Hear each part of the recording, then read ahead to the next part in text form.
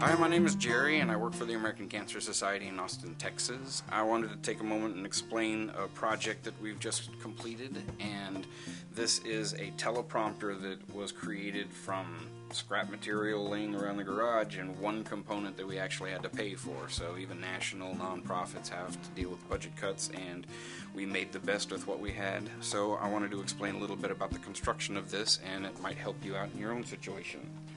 First thing was to create the chassis that the laptop would fit onto. So we used the dimensions of our IBM laptops, folded it out so that the screen was flat, and then took the dimensions from the sides to make sure if you had any USBs plugged in for your wireless keyboard, we would allow for that as well. The only component we had to pay for is the beam splitter glass, which is a 12-inch by 12-inch piece of glass. We had to create a framework for the glass to fit into, so using some of the scrap plywood and sticks that I had laying around.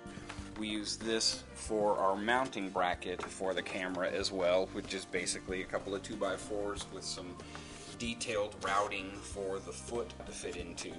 And one of the last final touches that was used to complete this was actually routing channels into the baseboard so that we could actually mount this onto a tripod. And that way, as you tilt your tripod or you turn your tripod, the teleprompter will follow the speaker and they'll be able to look directly into it.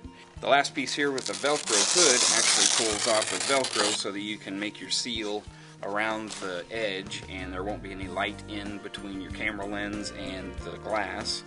And you can also use this with multiple hoods for multiple cameras and just replace the hoods depending on the camera that you use. This mount is made specifically for our Sony production camera.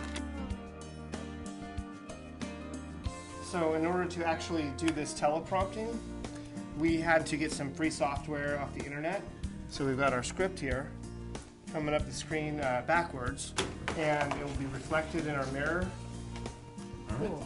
So that's pretty much how it's going to work. Now we'll give it a test run and have Jerry read a script that we've placed in here for him. And here we go.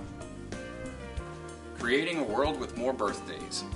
To most people, birthdays are just a reminder that they're getting older. But at the American Cancer Society, Happy Birthday is a victory song because a world with less cancer is a world with more birthdays. And that's definitely something to celebrate. More than 11 million Americans who have survived cancer and countless others who have avoided it will celebrate a birthday this year thanks to the progress we're making together to help people stay well and get well, to find cures and fight back.